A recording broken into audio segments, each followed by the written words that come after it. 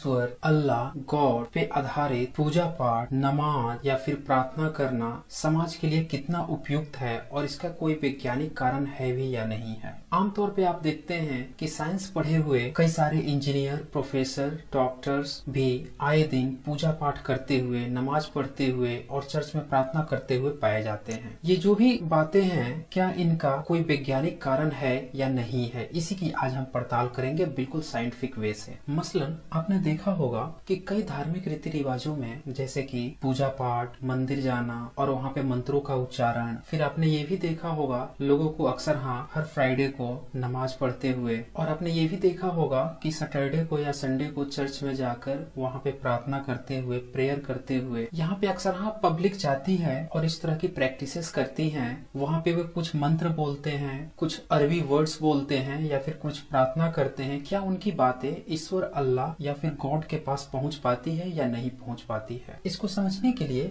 आपको communication system समझना होगा, यानी कि वैज्ञानिक रूप से कम्युनिकेशन कैसे वर्क करता है। बेसिकली कम्युनिकेशन दो तरह का होता है। एक होता है वायर्ड, जिसे कि आपने देखा होगा घरों में जो लैंडलाइन फोन्स होती हैं और वो वायर के थ्रू जुड़ी होती हैं दूसरे यूजर से। दूसरी तरह का होता है वायरलेस कम्युनिकेशन। वायरलेस कम्युनिकेशन यानी कि उसमें वायर से नहीं जुड़ा हुआ है, बल्कि सिग्नल के थ्रू वो ट्रांसमिट होता है सिग्नल और फिर दूसरे यूजर के पास वो चला जाता है, जैसे कि सेल फोन। अब यहाँ से आप एक अंदाजा ये लगा सकते हैं कि जो नमाज में या मंत्र पढ़ने में या फिर प्रार्थना करने में जो सिस्टम यूज होता है वो बेसिकली वायरलेस सिस्टम है, क्योंकि यहाँ पे जो पब्लिक का कम्युनिकेशन है उसके तथाकथित ईश्वर से उसका डायरेक्ट कोई वायर्ड कनेक्शन नहीं है। यानी कि यहाँ पे ये जो बोल रहे हैं, जो भी मंत्र पढ़ रहे हैं, ये जो भी मंत्र का उच्चारण कर रहे हैं या आयतें पढ़ रहे हैं या फिर प्रार्थना कर रहे हैं, ये डायरेक्ट इनके मुंह से निकलता है और सीधे इनके ईश्वर के पास पहुंचता है। तो इसी को हम कम्युनिकेशन सिस्टम के थ्रू चेक करेंगे कि क्या ये वैज्ञानिक रूप से पॉसिबल है या नहीं है। आमतौर पे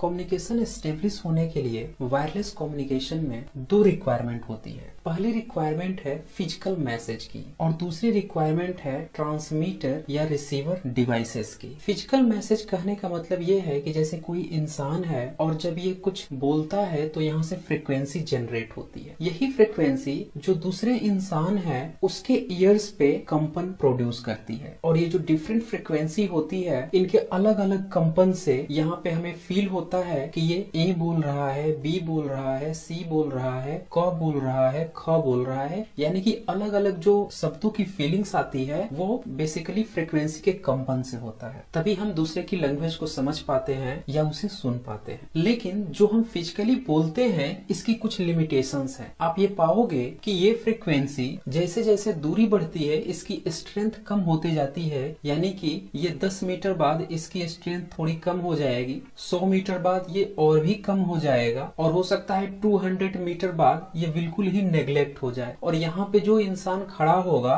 100 या 200 मीटर दूर, उसे ये ध्वनि बिल्कुल भी नहीं सुनाई देगी, क्योंकि वो उसके कान पे वो कंपन नहीं प्रोड्यूस कर पाएगी। और ऐसा बेसिकली इसलिए होता है कि यहाँ पे अगल बगल जो बिल्डिंग्स होती हैं, जो पेड़ पौधे होते हैं, जो माउंटेन्स हैं, एनवायरमेंट है, ये सारे इसे एब्जॉर्ब कर लेते हैं इस सिग्नल्स को, और इसीलिए इसकी स्ट्रेंथ कम होती जाती है। इसीलिए आपने पाया होगा कि जब भी हम कुछ बोलते हैं वो 100 मीटर या 200 मीटर या 300 मीटर बाद अगर कोई इंसान खड़ा हो उसे सुनाई नहीं पड़ती है। तो जरा आप सोचिए, जब कोई बंदा मंत्र पढ़ रहा हो, नमाज पढ़ रहा हो या प्रार्थना कर रहा हो तो उसकी बात भी कितनी दूर तक जाएगी? 300 मीटर मैक्सिमम, चलिए मैं 500 मीटर मान लेता हूँ, आधे किलोमीटर तक भी उसकी बात जाएगी। तो जरा सोचिए, क्या आधे किलोमीटर बाद वहाँ पे उसका तथाकथित गॉड, अल्लाह या ईश्वर खड़ा है जो उसकी बातें सुन रहा है? आजकल आप देख रहे होंगे कि लाउड स्पीकर का यूज किया जा रहा है, यानी कि विज्ञान के उपकरण का, ताकि अपनी बातों को और दूर तक पहुंचाया जा सके। तो यहाँ से एक बात तो क्लियर है कि जो तथाकथित ईश्वर है या गॉड है या अल्लाह है वो बिल्कुल भी इन वॉइसेस को नहीं सुन रहा है। यानी कि आप जो भी मुंह से मंत्र पढ़ रहे हैं, नमाज पढ़ रहे हैं या प्रार्थना कर रहे हैं, वो बिल्कुल भी वो नहीं सुन रहा है, क्योंकि आपकी बातें आधे किलोमीटर दूर तक भी नहीं जा रही है। हाँ, उल्टे आप लोग लाउड स्पीकर वगैरह यूज करके बाकी की जनता को परेशान जरूर कर रहे हैं। अब आइए एक दूसरे पहलू पे भी बात कर लेते हैं। कुछ लोग यहाँ पे ये कहना चाहेंगे कि ये जो मंदिर है या फिर चर्च है या फिर मस्जिद है, ये सारे तथाकथित ईश्वर के घर है और यहाँ पे अपनी बात रखने पर वो बातें सीधे उनके तथाकथित ईश्वर अल्लाह गॉड के पास पहुंच जाती है। तो आइए इसकी भी हम वैज्ञानिक पड़ताल कर लेते हैं। अब अगर आपकी ये जो मंदिर, मस्जिद या चर्च है ये डिवाइस की तरह है, ट्रांसमीटर डिवाइस की तरह, तो आइए देखते हैं विज्ञान में रिसीवर और ट्रांसमीटर डिवाइसेस कैसे काम करते हैं। जैसा कि मैंने बताया, physical messages maximum 200 to 300 metre के जाने के बाद एब्जॉर्ब हो जाते हैं। तो इसीलिए इस तरह के मैसेजेस को दूर तक भेजने के लिए, जैसा कि हम देखते हैं कि एक इंडिया में रहने वाला बंदा अमेरिका के रहने वाले बंदे से ही बात कर पाता है, यानी कि कम्युनिकेशन एस्टेब्लिश कर पाता है। ऐसा इसलिए पॉसिबल होता है क्योंकि विज्ञान ने transmitter and receiver devices design कर लिए। तो इसे देखते हैं ये कैसे काम करता है। ट्रांसमीटर पे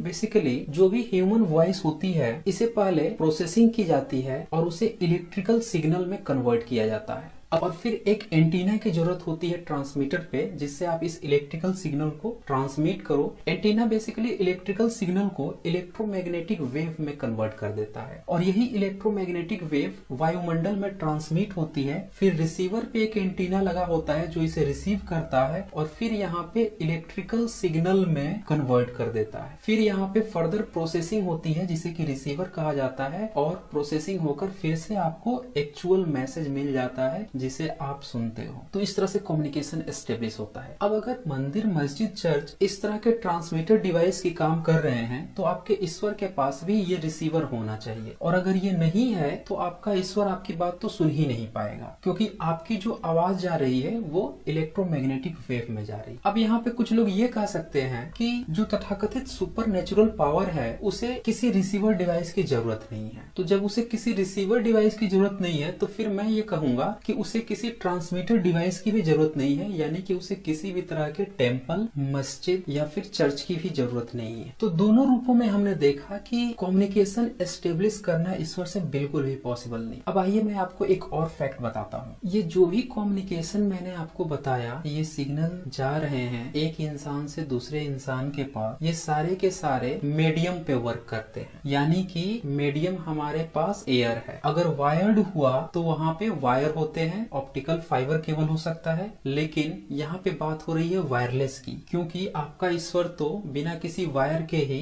आपकी बातों को सुन रहा है। तो जरा सोचिए, अगर वो 7वें आसमान पे है या किसी हेवन में है या किसी स्वर्ग में है, और आप जानते हो कि आपका जो वायुमंडल है वो बमुश्किल 100 किलोमीटर से भी कम का दायरा है। इवन आप देखते हो जब आप हिमालय पर्वत पे जाओ तो वहाँ पे 8 to 9 किलोमीटर के अंदर ही सांस लेने में दिक्कत होने लगती है। तो जरा सोचिए 100 किलोमीटर बाद वायु की क्या स्थिति होगी। तो जब वहां पे मीडियम ही नहीं होगा, एयर ही नहीं होगा, और जब वैक्यूम की बात आएगी तो वहां पे कम्युनिकेशन तो बिल्कुल भी एस्टेब्लिश ही नहीं हो पाएगा। जैसा कि आप देखते हो अंतरिक्ष में ये पाया गया है कि जब भी दो एस्ट्रोनॉट आपस में बात करते हैं तो वो वायर्ड कम्युनिकेशन बात करते हैं, क्योंकि जब भी ये कम्युनिकेशन एस्टेब्लिश करेंगे तो यहाँ पे एयर नहीं होगा, और एयर नहीं होगा तो इनकी बातें एक दूसरे के पास जा नहीं पाएगी, माध्यम ही नहीं होगा। तो जरा सोचिए, जब आप वायरलेस कम्युनिकेशन, आप जो भी मंत्र पढ़ रहे हो, कभी मंदिर में जाकर दुआ मांगते हो या फिर उसके प्रशंसा के गुणगान गाते हो, चालीसा पढ़ते हो या नमाज पढ़ते हो या फिर प्रार्थना करते हो, तो आपकी बातें कैसे सुनता है? वो तो पहुंच ही नहीं पा रही है आपकी बात। यानी कि ये जो भी आप प्रैक्टिसेस कर रहे हो या जो प्रैक्टिसेस लोगों के द्वारा की जा रही है, ये बिल्कुल एक भेड़ चाल का हिस्सा है जिसकी स्थिति हमें नहीं पता है, इसकी रियलिटी नहीं पता है, और वैज्ञानिक तथ्यों पे बिल्कुल भी खरा नहीं उतर रही। मसलन यहाँ पे लोग ये भी कहना चाहेंगे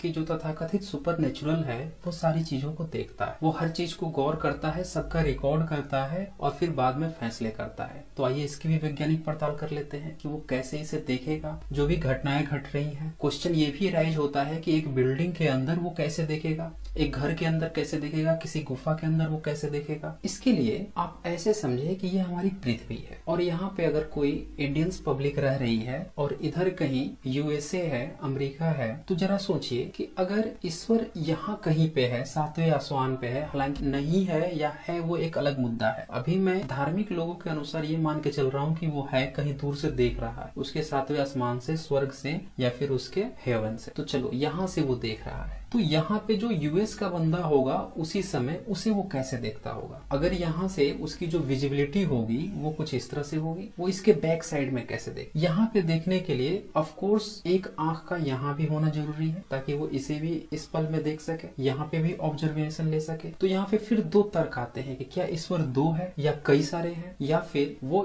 बिल्कुल सर्कुलर है जो इस पृथ्वी के चारों तरफ है और हर जगह उसकी आंखें लगी हुई हैं और वो हर पल नजर रखती है। जैसा कि सैटेलाइट के केस में देखा जाता है कि एक समय में 4 सैटेलाइट्स किसी पार्टिकुलर पॉइंट को ऑब्जर्व करते रहती हैं और वो हमेशा सर्कुलरली मोशन में होती हैं, इस कारण से वो हमेशा ही हर पल की निगरानी कर पाती है। तो ऐसा कैसे पॉसिबल है कि चारों तरफ आंखें हो। तो यहाँ इस तर्क के अनुसार भी ये बात गलत हो जाती है। दूसरी बात कि अगर कोई आईज है और वो अगर इस पे ऑब्जर्व कर भी रहा है तो सपोज दैट कि यहाँ पे कोई बिल्डिंग है, इस बिल्डिंग के अंदर क्या एक्टिविटी हो रही है वो कैसे यहाँ पे देखेगा। एक थर्ड पॉइंट ये भी आता है कि अगर मल्टीपल एक्टिविटीज हो रही हैं, काफी सारे लोग हैं, करोड़ों अरबों लोग हैं और इतने सारे जीव हैं, अरबों स्पीसीज हैं, इन सब की एक्टिविटी को हर पल वो कैसे मेजर कर रहा है और कैसे रिकॉर्ड कर रहा है। तो आप देखिए, अगर वैज्ञानिक तर्क पे आप ये बातें उठाते हैं तो आप पाएंगे कि ये बिल्कुल ही बेबुनियाद बातें हैं जो भी प्रैक्टिसेस में है। और विज्ञान के इस आधुनिक युग में भी जो भी लोग इन प्रैक्टिसेस को फॉलो कर रहे हैं वो कितने ज्यादा अज्ञानी हैं, या यूं कहें कि वो बिल्कुल भी तर्क के बारे में नहीं सोचते, साइंटिफिक वे से नहीं सोचते। और यही कारण है कि इतने पढ़ लिख कर भी,